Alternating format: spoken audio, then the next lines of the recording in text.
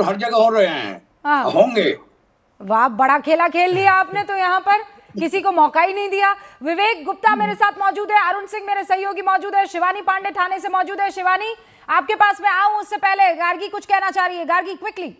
जी जी जी जी, तहसीन जो कांग्रेस की बात कर रहे थे ना, मैं यहाँ पे रहती हूँ, मैंने कोई रैली नहीं देखा कांग्रेस का, कोई रैली। बीजेपी कर रहे, यूबीटी कर रहे, एक रैली नहीं। और तो दूसरी बात, क्या पता ये आपने जो अपनी आंखें प्रकाश बंद कर ली हो। अम्बेडकर के साथ अलायंस किया, उन्होंने तो 16 जगह पे कैंडिडेट तक नहीं दे पाया। जो इन्होंने कहा ना कि जीतने के लिए तो छोड़ दीजिए, हारने के लिए कैंडिडेट नहीं है कांग्रेस के अलायंस के पास। तो ये तो हाल है तहसीन, ये हाल है कि सच्ची में हारने के लिए तक कैंडिडेट नहीं दे पाया।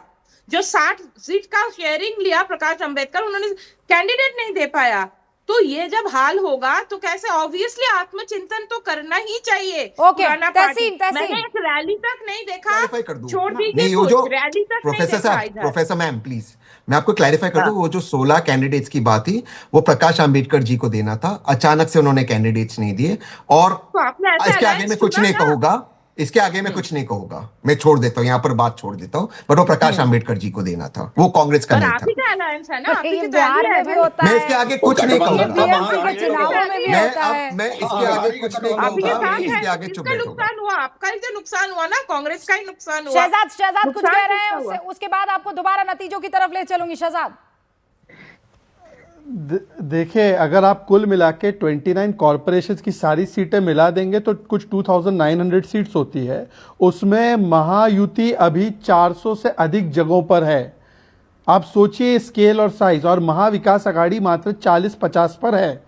तो ये स्केल और साइज है। केवल मुंबई, हम लोग मुंबई पर ज्यादा फोकस करते हैं, बात सही है, पर मुंबई के अलावा मालेगांव भी है, धुले भी है, पुणे भी है, नागपुर भी है। यहाँ सभी जगहों पर महायुति का परचम ही लहरा रहा है। और चाहे जो जितनी भी कोशिश कर ले, महायुति में हम तीनों साथ में हैं एकदम। नहीं, लेकिन ये वहां पे पिंपरी चिंचवाड़ में तो नहीं दिख रहा है ना।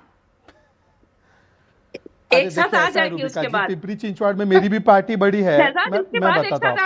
पिंपरी चिंचवाड़ में महाराष्ट्र गजब होगा, हर कोई कह रहा है सब एक साथ आ जाएंगे। आप सोचते रहिए कौन किसके खिलाफ लड़ रहा था। मैं पिंपरी नहीं, रूबिका जी, मैं आपको समझाता हूँ। पिंपरी चिंचवाड़ में हमारी पार्टी बहुत बड़ी पार्टी है, और शरद पवार, ये एनसीपी अजित पवार भी बड़ी पार्टी है। अब अगर हम लोग साथ में अलायंस करते तो हमारे कार्यकर्ता, उनके कार्यकर्ता नाराज होके उद्धव सेना में चले जाते। भाई हम इतने पागल तो है नहीं, तो उन्होंने भी अपना लड़ा, हमने भी अपना लड़ा। आप इतने पागल नहीं, जनता को पागल बना दो। आप इतने पागल नहीं बनो तो जनता को पागल बना दो। नहीं, उद्धव ठाकरे जी को हम अपने नेता नहीं देने वाले, उद्धव ठाकरे जी को हम अपने नेता नहीं देने वाले। ये मत, इस बुलावे मत रहिए। उद्धव ठाकरे को हम नेता नहीं देंगे, लेकिन हम बाकी सारे गठजोड़ इधर उधर के कर लेंगे। ये महाराष्ट्र की राजनीति इस तरह से खराब हुई है, और ये आज से नहीं, बीजेपी के प्रवक्ता बताएंगे कि 2008 से जब अजीत पवार जी ने, वो तब तो एनसीपी एक था, तोड़ा और पूरे पैटर्न बनाया, तोड़ा नहीं, ऑफिशियली नहीं तोड़ा, और बीजेपी और शिवसेना के साथ कांग्रेस को बाहर रखने के लिए सत्ता बनाई। तब कांग्रेस केंद्र और महाराष्ट्र में थी, ये तब से हुआ है। अगर आप पीसीएमसी की बात करते हो, पीएमसी की बात करते हो, जो पुणे की है, आप सब कैंडिडेट्स देख लेना, सारे कैंडिडेट्स रिलेटेड है। आपको एक फनी चीज बता दूं, हमारे पुणे के अंदर एक विधायक है, वो एनसीपी के, उनका बेटा बीजेपी का कॉर्पोरेटर का उम्मीदवार, उनकी बहू बीजेपी के। ये सब, ये पीसीएमसी में ना बीजेपी ना अजीत पवार जी, जो सबका साथ सबका विकास। अरे यहाँ मैं पूरी स्क्रीन बताइए, यहाँ भी दो मिले हुए हैं जी। द पुणे वाला ब्रदर्स आर सिटिंग। अब मुझे बताइए मैं कहाँ, अरे कैसे क्या, नहीं। कोई मिला हुआ नहीं है। कांग्रेस को मेरे को आगे लाना है, ये बीजेपी को हराना जरूरी है। यही लीडर ना, कांग्रेस को ये फाइट है मेरा। साफ तौर पर गुलाब जी भी यहाँ पर मौजूद है। गुलाब जी, इस बार शिंदे जी भी बहुत ज्यादा वोकल नहीं रहे हैं। इस बार बड़ा रोचक है कि सब मिल गए। देखिए, दोनों भाई मिल गए, चाचा भतीजे मिल गए, और भाजपा में तो सब मिले हुए हैं जी। अरविंद जी कहते ही थे सब मिले हुए हैं जी। गुलाब जी, आप अकेले रह गए हैं बस, शिंदे जी। बिल्कुल रुकिया जी, हम कहाँ अकेले रह गए। अभी हमारे गठबंधन धर्म के निभाने वाले हमारे मित्रगण महायुति कह रहे हैं। आपको नहीं समझ में आ रहा है हम अकेले हैं, हमको अकेले करके बात कर रहे हैं क्या वो लोग। हमारा महायुति गठबंधन, आपकी स्क्रीन पे जो भी कुछ परिणाम दिख रहा है, उस सभी लोगों का, उस महागठबंधन का परिणाम स्वरूप जो भी आएगा वो एकनाथ शिंदे हैं, आदरणीय देवेंद्र फडणवीस साहब हैं, वो अजीत दादा हैं। अभी जहां तक भिन्न भिन्न जगहों पे अगर हमने अलायंस नहीं किया है तो इसका मतलब नहीं कि हमारा परिवार टूटा है या हमने किसी एक दूसरे के खिलाफ कोई वहां पर हमने आवाज उठाई है। ठीक है, यदा कदा अगर स्थानिक लेवल पे कोई परिस्थितियां बनी है तो आप लोगों के लिए कुछ मसाला चाहिए कि नहीं मसाला चाहिए, कुछ कहने के लिए, सुनने के लिए। लेकिन गजब बात होगी सर, आप लोग लड़ेंगे, आप लोग भिड़ेंगे, अब आप चाहते हैं कि रूबिका लियाकत न्यूज 18 इंडिया आंख बंद कर ले, आप लोग साथ जाए तो आंख बंद कर ले, आप लोग अलग जाए तो आंख बंद कर ले, आप लोग किसी और को साथ में ले आए तो आंख बंद कर ले। अब आप अगर मसाला देंगे तो हम क्यों नहीं लेंगे, क्यों नहीं लेंगे? गुलाब जी आपसे एक प्रश्न है मेरा। रुका जी, आप लोग अच्छा, आप लोग सब आपस में बात कर रहे हैं। इस बीच एक बड़ी खबर बता देना चाहती हूँ, बड़ी खबर आ रही है। बड़ी खबर इस बात को लेकर है कि ठाणे नगर निगम के रुझानों में 6 सीटों पर भारतीय जनता पार्टी आगे चल रही है। 6 सीटों पर, छत्रपति संभाजी नगर के रुझानों में 8 सीटों पर भारतीय जनता पार्टी आगे चल रही है।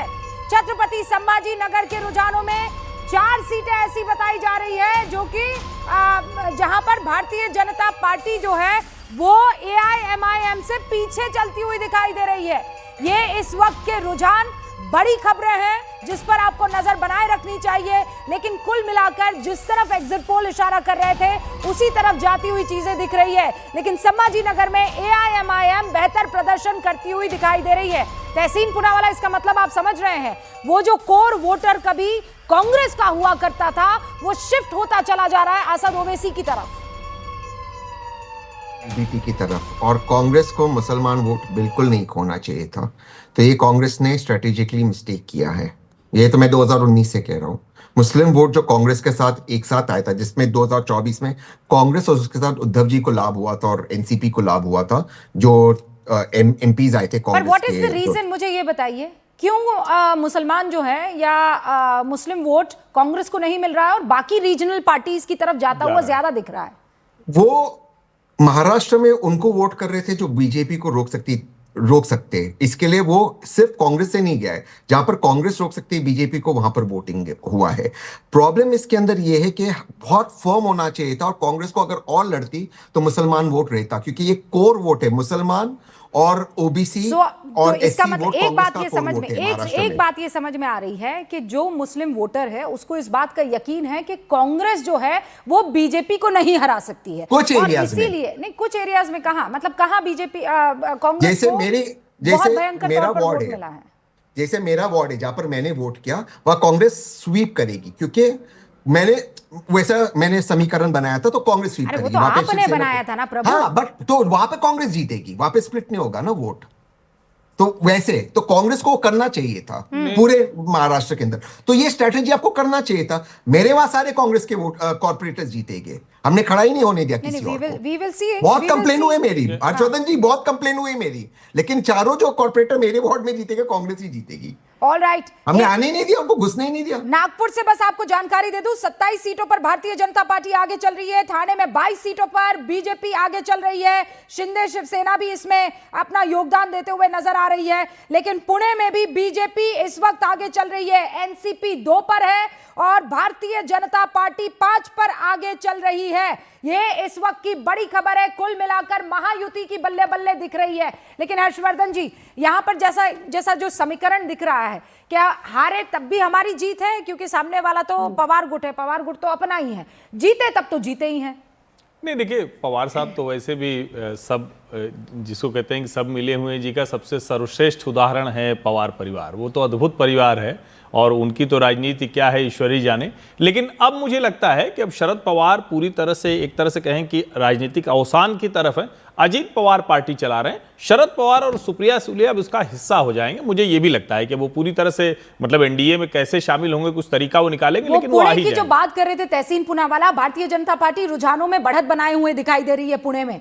तहसीन, जो बात आप कह रहे थे, बीजेपी 8 सीटों पर इस वक्त पुणे में नहीं, तो वहां अंबरनाथ हो जाएगा। जैसे कांग्रेस के लोग अंबरनाथ में भाजपा में चले आए थे, यहाँ वैसे ही ये लोग शामिल हो जाएंगे। जो एनसीपी और एनसीपी शरद चंद्र पवार वाली है, वो शामिल हो जाएंगे बीजेपी में। हालांकि एक और इंटरेस्टिंग खबर है, नागपुर में कांग्रेस 12 सीटों पर इस वक्त आगे चल रही है।